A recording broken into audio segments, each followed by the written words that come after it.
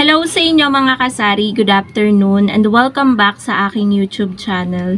So for today's video guys, magsasari-sari store tips po tayo ngayon. Naka-sit down video tayo guys dahil naisipan ko to guys i-vlog dahil madami akong nakakabasa sa comment section na nagtatanong sila kung magkano yung puhunan ng sari-sari store ko.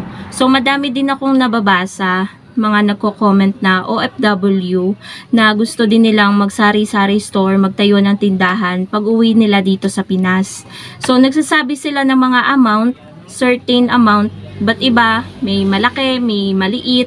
Yung iba nga nasa 100, kung pwede na daw yun, 100k, ganyan, 150k. So hindi ko masagot yung katanungan ng iba.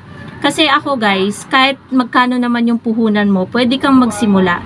Pero sa panahon kasi ngayon guys, mahal na ng mga bilihin ngayon eh.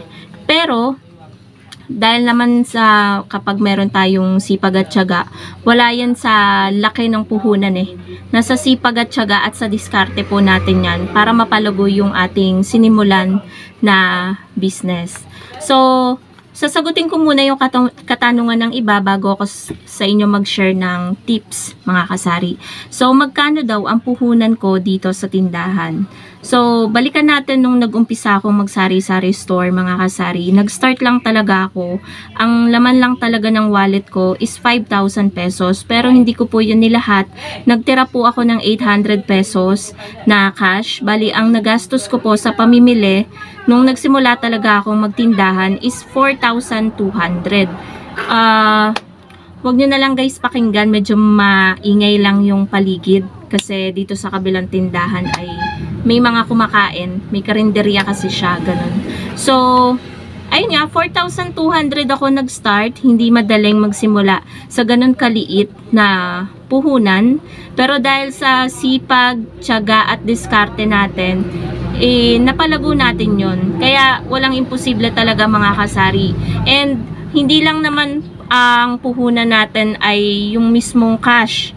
Syempre, kapag tayo ay nagsisimula ng negosyo, ang puhunan din talaga natin dyan is yung ating sipag at tiyaga sa katawan. Dapat meron po tayo nyan palagi. Kasi kung nandiyan nga yung puhunan mo, meron kang puhunan, pero hindi ka naman kumikilos, hindi ka nagsisipag, hindi ka nagtsatsaga, so sinong gagalaw?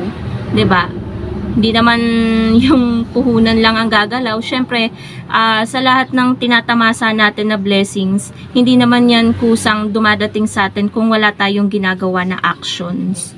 Ayun nga mga kasari, nung nagsimula tayong magtindahan, syempre sa umpisa hindi naman talaga madali. Lalo na yung stocks natin nun is talaga may limit. Kasi konti nga lang yung puhunan natin 4,200. Tagkakaunti lang talaga or pera-peraso lang talaga yung mga napamili namin. So, nung time nga na yon, nung kakasimula lang namin, wala pa talaga ako ng mga items na kunwari mga 1.5, bigas, sigarilyo. Talaga yung mga mabenta ngayon, wala pa talaga ako noon. Kasi kung ano lang yung mga basic, yun lang talaga yung mga pinamili namin nung time na yon. Tapos, candies, ganyan, biskwit, kape, noodles, yan yung mga pinamili namin nung time na yon. Konting delata, tag-ilang peraso lang talaga.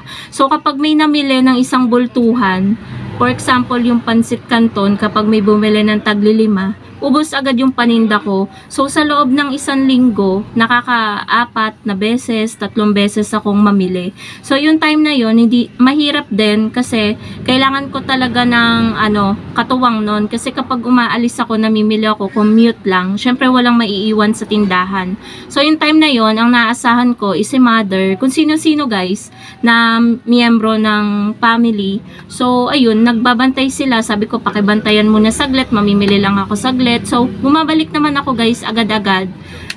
Pagkatapos kong mamili, wala na akong ibang pinupuntahan. Siyempre, nakakahiya din magpabantay ng tindahan. So, ayun. Sa una, mahirap. Pero kapag nagtiyaga ka naman, nakikita mo din yung improvement ng sari-sari store mo kapag nagsipag ka talaga at nagtiyaga. And nagtipid ka rin sa sarili mo. Huwag ka munang gumastos ng gumastos. And, siguro wag ka munang mag-ipon kung nag-start ka palang magtindahan. Wag ka munang mag-ipon, ibuhos mo muna lahat ng effort mo sa sari-sari store, lahat ng kita ng tindahan, i-rolling mo muna kasi habang nag-uumpisa ka, marami ding mga customer ang pupunta sa'yo na hindi lahat ng hinahanap nila ay nasa tindahan mo. So, kapag meron silang hinanap na wala sa tindahan mo, ilista mo lahat yon, tapos kapag may benta ka na, pamilihin mo na. So, yun guys yung magandang diskarte na gawin nyo, lalo na kung ang puhunan nyo is hindi sobrang laki. So, sa ganyan lang po talaga ako nagsimula. 4,200 na puhunan.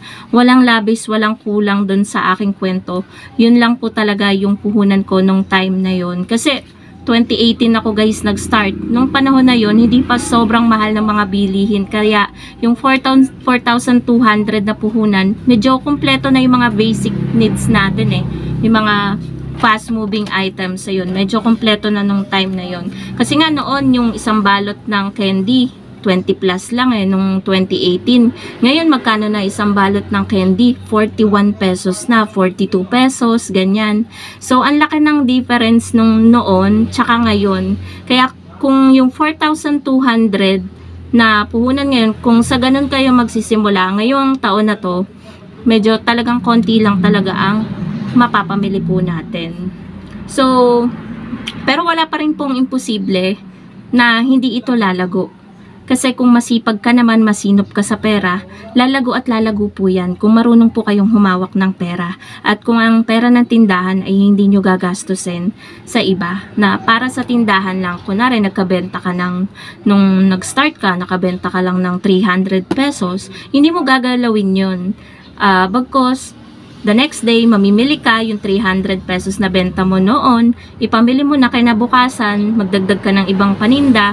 Ganun lang yung routine, araw-araw, hanggang sa makita mo, lalago na yung tindahan mo or malago na talaga. Marami na talagang nadagdag or malaki na yung naging improvement.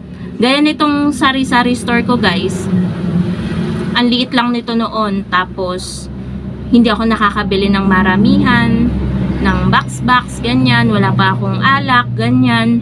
So, ang laki ng naging improvement niya. Basta, mag-set lang talaga kayo sa utak nyo. Dapat may goal kayo taon-taon, ganyan, na kailangang maano nyo talaga yung goal na yon. So, talagang disiplina din sa sarili. So, yun po. So, ano pa ba masashare ko sa inyo? So, kung malaki naman yung puhunan nyo, gaya ng mga nagtatanong sa akin na mga OFW na nasa ibang bansa, nasa Saudi, nasa Hawaii, na pagbalik daw nila, gusto nilang mag-start ng negosyo, sari-sari store ngayon na pili nila. So, minsan nagtatanong sila ng tips, ganyan. So, madami daw silang natututunan kapag nakakapanood ng vlog ko, ganyan. Sinusubaybayan daw yung everyday natin na ina-upload. So, ayun, nakakatuwa naman kasi, ayun nga, nakakaisip din silang magnegosyo. Syempre, mahirap din naman ang buhay sa ibang bansa. So, pag-uwi nila, gusto nilang magtindahan. So, ayun, kino-congrats ko sila kasi guys, ayun nga, nakakapagod din namang mga ibang bansa. Kahit hindi ko pa nararanasan, pero feel natin yan as a Filipino, 'di ba? Tapos, kababayan natin sila.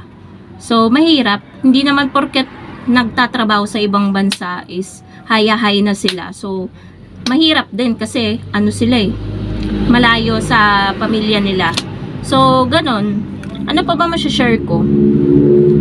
So, kapag kasi, may advantage kasi kung magsisimula ka ng sari-sari store tapos malaki yung puhunan mo, mabibili mo lahat eh ng mga